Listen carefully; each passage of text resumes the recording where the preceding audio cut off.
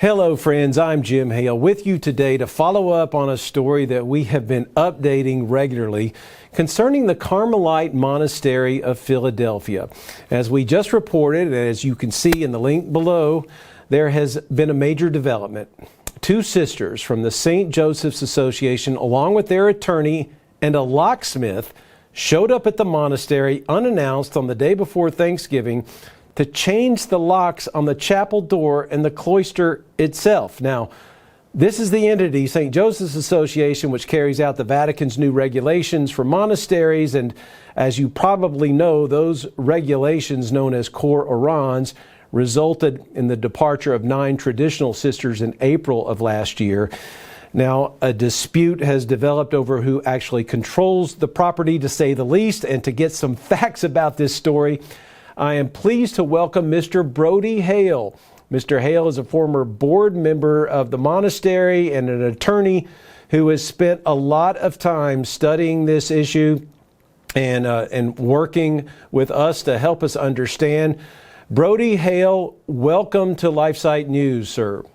Thank you, Jim. It's a pleasure to be here. And I just want to sort of clarify at the outset that the board that I was a member of was the board prior to September 2nd of this year. Okay. That Mother Pia of Jesus Crucified had initially set up in 2021 in conjunction with her goal to transfer the monastery into the hands of Catholics who would maintain it as a Catholic sacred space, her goal at that time. So that was the board that I was a part of, as I say, between sometime at the very beginning of this year and September 2nd of this year when I resigned. I was not a part of the monastery board itself. And yes, I am an attorney in private practice, but I've not had any involvement as an attorney in this matter. My involvement here has strictly been as a Catholic layperson who cares about this issue. Obviously I have my legal training. I just wanted to clarify that at the outset. Well, it's a good thing that you have a legal mind, because this story is really complex. I mean, I've been following it now for a couple of years, and it's hard to understand. So I guess my first question to you, Brody, is who owns this building? That's a very good question, and you're right. This has been one of the most complex matters I've ever come across, both on account of the legal postures of all sides and of the personalities involved. The answer to your question, Jim, is at this time I can't conclusively tell you whose name is on the deed of the monastery, because I haven't been at all aware of what's transpired since September 2nd of this year. At that time, the monastery property was titled to a specific corporation that had been created at the beginning of the 20th century to hold the monastery property.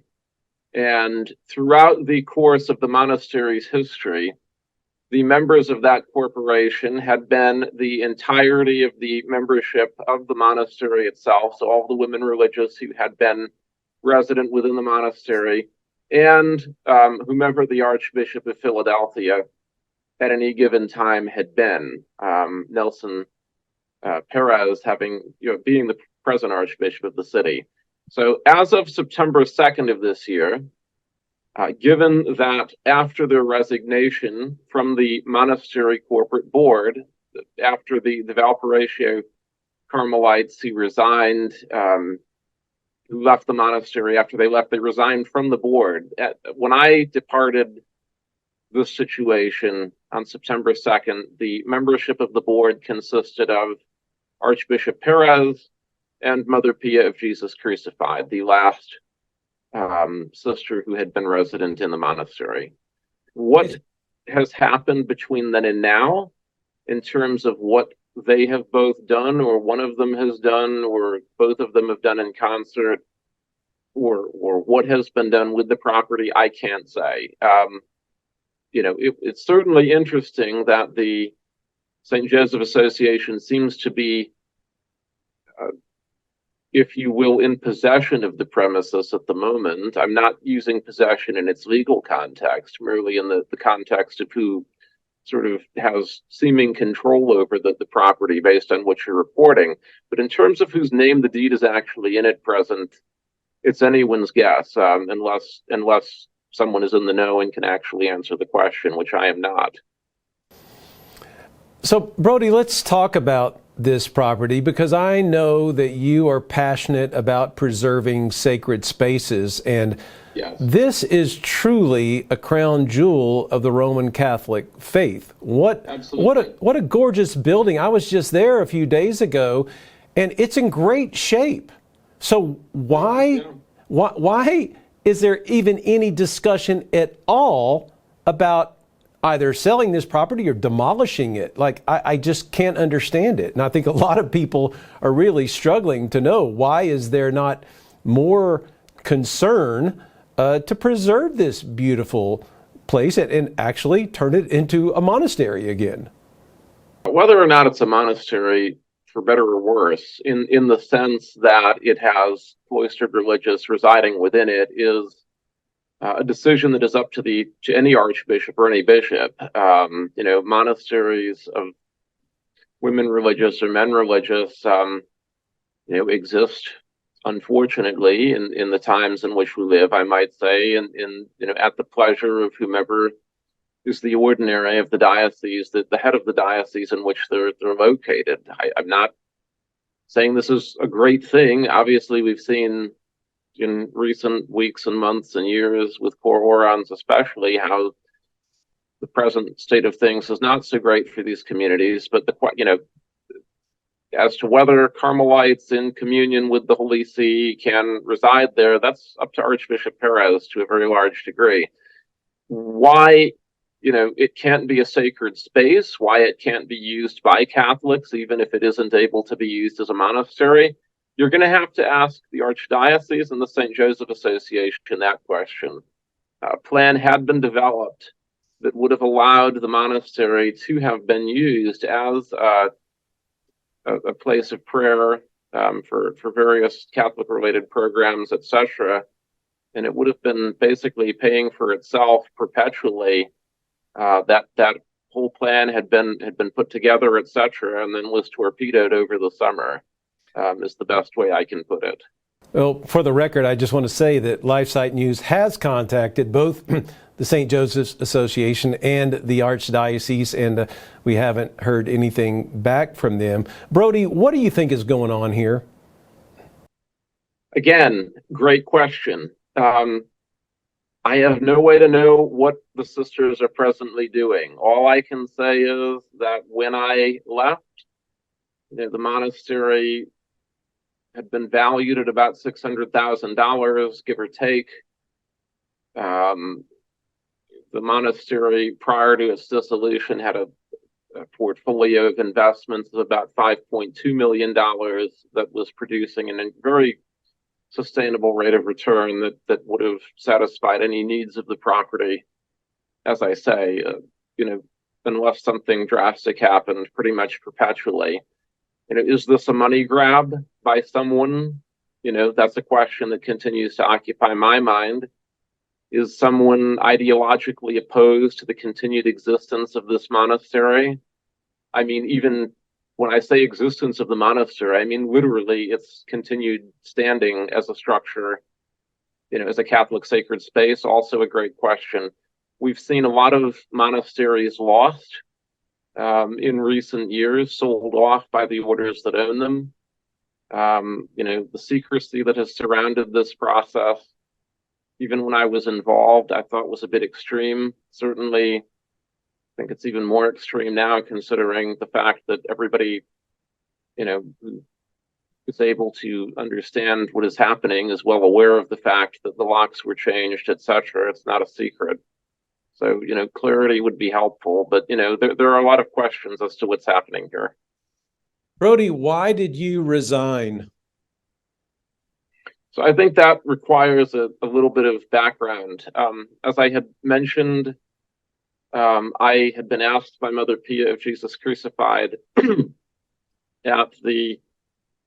during the summer of 2021 to work with her and others on putting together a plan that would have allowed the monastery to remain as a Catholic sacred space. the chapel intact, the monastery cloister intact, etc. Whether or not there were Carmelites in residence. That plan had been evolving. It had moved forward, throughout the end of last year, the beginning of this year. Mother Pia then departed to Lake Elmo at her own, request. She chose voluntarily to go. She had been assured that the monastery, if it were suppressed by Rome, that Article 72 of Cor Orans, which would allow the goods and obligations of the monastery to move with the remaining sister or sisters that were left, would be used to undertake the suppression. So in that case, Mother Pia and Lake Elmo would have made the call on what would have happened to the property. Very shortly after Mother Pia departed Philadelphia to Lake Elmo, Article 73 of Cor Orans, which would be used in the case of an abandoned monastery, was invoked to suppress the Philadelphia Carmel. That disturbed me. Throughout the rest of the spring and summer, various discussions were had between myself and other lay folks that Mother Pia had asked to work with her, with the St. Joseph Association. Even up until June of this year, I believed that we had a very solid foundation upon which the Mother Pia's initial plan would be able to be implemented based on those discussions. The association and its leadership Sister Mary Elizabeth Gokul and Sister Gabriella Hicks had stated to me and others that they had no designs on the property, that they thought our plan was a good one, etc. It seemed like we would be able to negotiate that plan into being. I'm giving you the very short version. That all changed toward the end of June into July. As the summer, high summer came upon us, it became very clear that what I thought was going to be possible was going to be more difficult at best.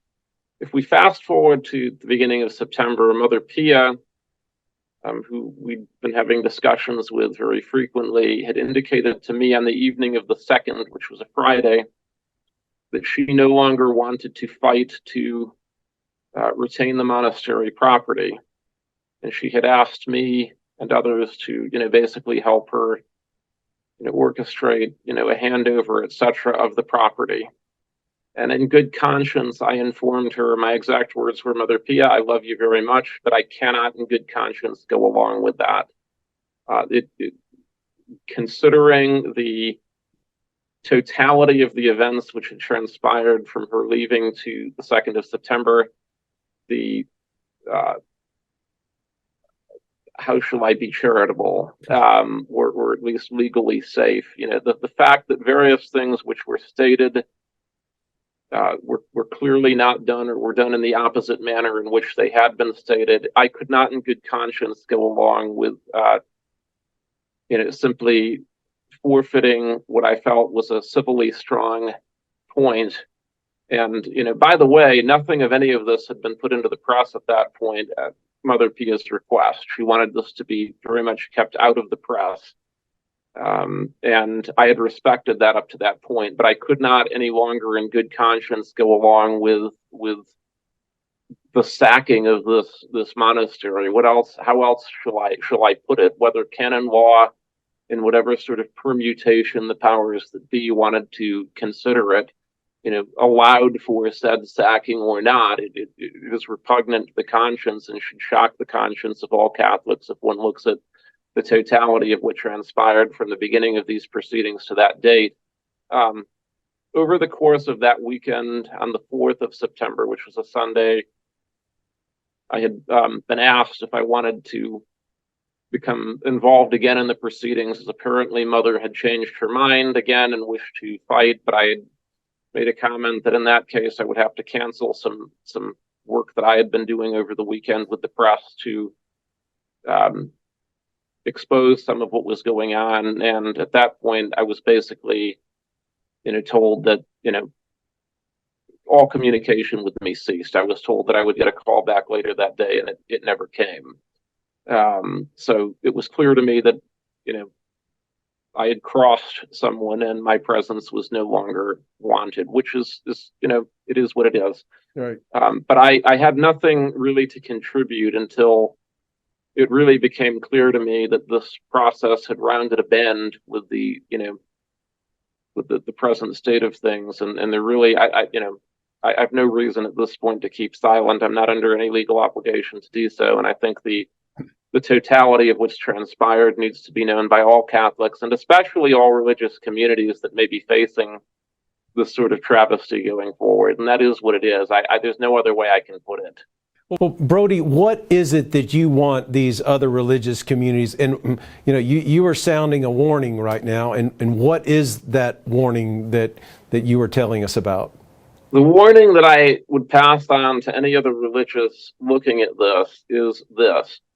There were various things that were stated that would be done throughout this process, which weren't done. And by virtue of them being not done in the way that was initially said, the assets of this monastery moved, out of a path that they had initially been put on, and toward, a path of uncertainty, potential liquidation, who knows what.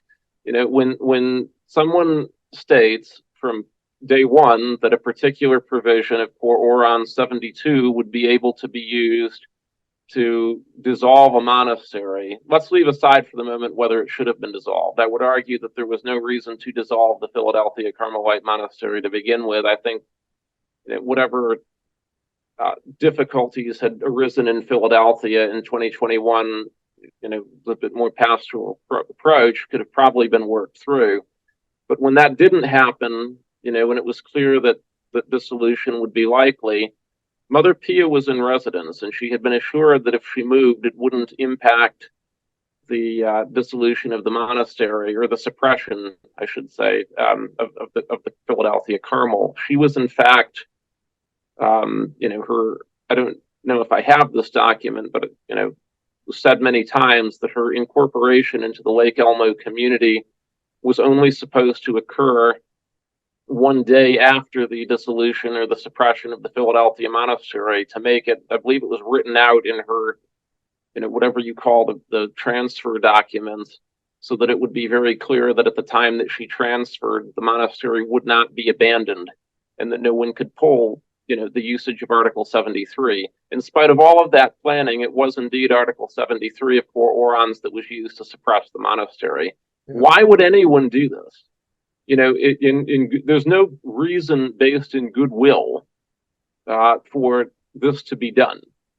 There's no reason based in, from what I can gather, any provision of truth or justice that would have had, such a flagrant changing of tactics done.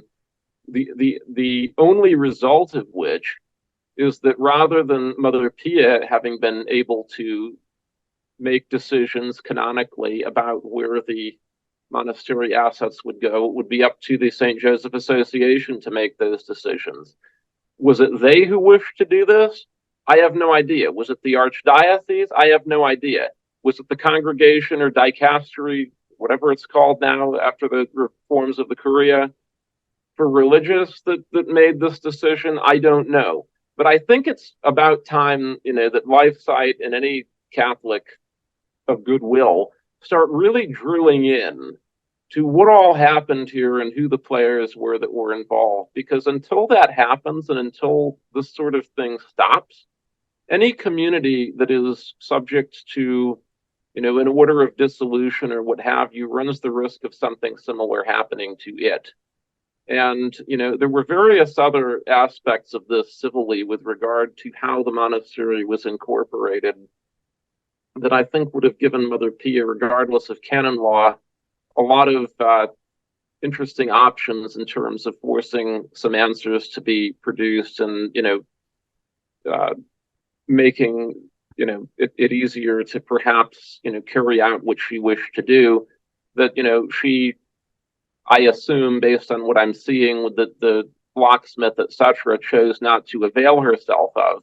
But I would say to religious communities, start looking at what your, not only your canonical documents are, but what your civil documents are, who actually has title to the property that you inhabit, who, who has title, how many hands the title is in, whether it's in the community's hands, whether it's jointly within the, whether the archbishop or a bishop of a diocese sits ex officio on your board. Start to think civilly as well as canonically here. I have no choice but to say this, given what I've seen of the canon law system in this case. Because if Rome is not prepared to enforce its own laws in these matters, it's time for religious communities in this country, in my opinion, to avail themselves of whatever civil protections under American law they have, in order that their assets are not the assets, might I add, that lay folks and others have donated for the use of these communities are not frittered off for other purposes. Yeah, and Brody, the tragedy of this is that just, a year and a half ago, this monastery was thriving with these traditional sisters who had come from Elysburg, Pennsylvania, and Valparaiso, Nebraska. They had to leave because, as they said, they weren't made to feel welcome with their traditional way of life anymore, with the Latin Mass. So they were in opposition to Cor Orans with the way they wanted to live. But it just seems like to me that the Archdiocese and this St. Joseph's Association, basically the message they're sending out is this, is that, we would rather suppress a monastery, demolish a monastery, than to have traditional sisters in a monastery. I mean, what do you think about that? I mean, it seems like that is the message that's being sent. I mean, how else is one supposed to read what's gone down? That is just. Go ahead. I'm sorry. What a sad commentary on the pathetically sad today. Pathetically sad. And I say to His Holiness in Rome and all of the others in Rome, look at the church around the world, but let's just even look at the United States for the moment. Are traditional Catholics perfect people? No. Is traditional Catholicism free from problems? No. This world is not free from problems. We're not in heaven. This is planet Earth that we're on. But if you look at what is growing, what is thriving, what is not, it's fairly clear right now to see which communities, which sort of types of communities are growing and which aren't. As we see, continued attrition in mass attendance in, various parishes that are not traditional, and growth in others which are. But I leave all of that aside for a moment and simply, say, look, the bigger problem that I, even see beyond that right now is simply how shall I say, the seeming desire to asset strip, using a corporate term. Yep. Right now on the part of many leaders of this church. We'll cash in a monastery, as I have often said, as if it's a poker chip in Vegas, to get some money for whatever other initiative we wish to do, or this or that, or what have you. You can't build these places again. I mean, you can, but it would be cost prohibitive, and you'd have to probably train various craftspeople to do it. This was a very well-maintained structure. It had an endowment. It wasn't going to, basically you could simply sit there and let it, continue to exist forever, and no one would have had to have raised a penny to continue to do that. It's most problematic to look at what is happening. And I take no pleasure in saying this. Yep. I am the president of an organization called the St. Stephen Protomartyr Project. I work with Catholics generally to avert the loss of former parish churches that are targeted for closure, to allow them to continue to exist as chapels or shrines or oratories. There are bishops in this country and dioceses in this country that I'm pleased to say I've been able to work out agreements with in this regard, others that I have not. So I take no pleasure in saying all of this today, but I have to be honest. Well, I have to be very honest. Well, Brody Hale, thank you very much. I guess I should say that you and I are not related, although I feel like you're my brother. Just being up there at that monastery, it's just easy to fall in love with the place, even when there's no sisters there, even when the chapel is closed. It's like, gosh, if you're a Catholic and you don't love buildings like this, then you don't have a pulse. Agreed. Yeah. So Brody, Agreed. Thank you, sir. Thank you for all the work that you've done, for the service that you've provided to the sisters, and the work that you continue to do with your organization to save these sacred spaces, sir. So thank you so much for being with us today, and God bless you, sir. Thank you, and God bless you.